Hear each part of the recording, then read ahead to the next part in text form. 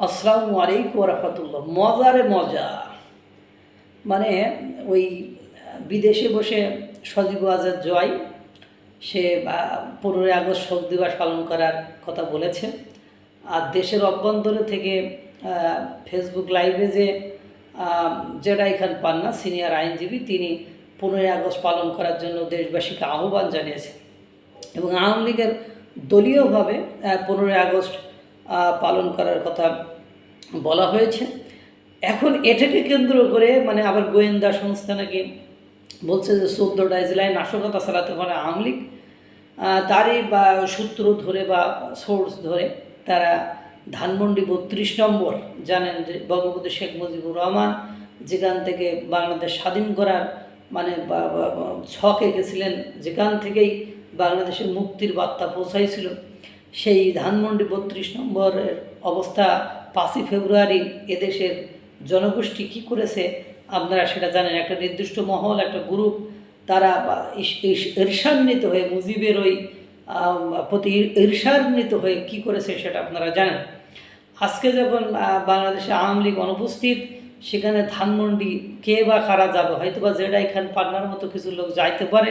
তারপরেও বলেছেন যদি প্রতিমধ্যে বাধার শিকার হই তাহলে যাব না। এখন কথা হলো আওয়ামী লীগের বা আওয়ামী লীগ, যুবলীগ, ছাত্রলীগ এদেরকে আর যাওয়ার দরকার নেই। 15ই আগস্টের শোক দিবস সারা রাত্র জাগরণ করিয়া বিরোধী দল, আওয়ামী বিরোধী দলগুলো সেই গুরুদায়িত্ব পালন করে আসছে।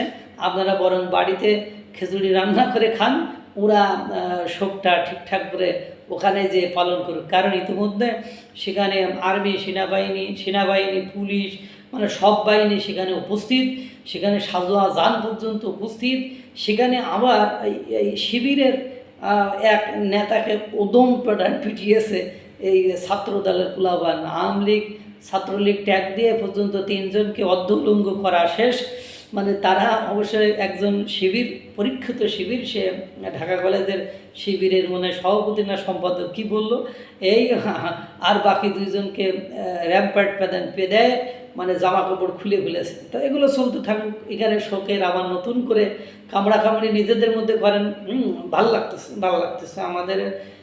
এই যে অবস্থা, এই যে প্রতিহিংসার রাজনীতি, এই যে আজকে আপনি বঙ্গবন্ধু শেখ মুজিবুর রহমানের শোক পালন করতে দেবেন না, যে কোনো লোক, সাধারণ জনগণ সেটা করতে দেবেন না, তারা নাশকতা সৃষ্টি করবে এইসব বলবেন। যখন ক্ষমতাচ্যুত হবে তখন কি করবে? আপনাদেরও নেতা আছে, এটাও মাথায় রাখবেন।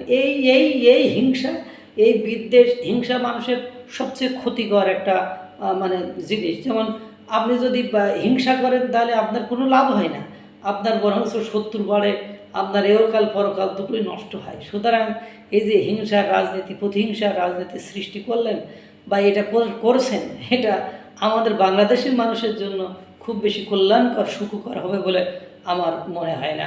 আল্লাহ তাআলা সকলকে ভালো রাখুক, সুস্থ রাখুক। আসসালামু আলাইকুম ওয়া রাহমাতুল্লাহ।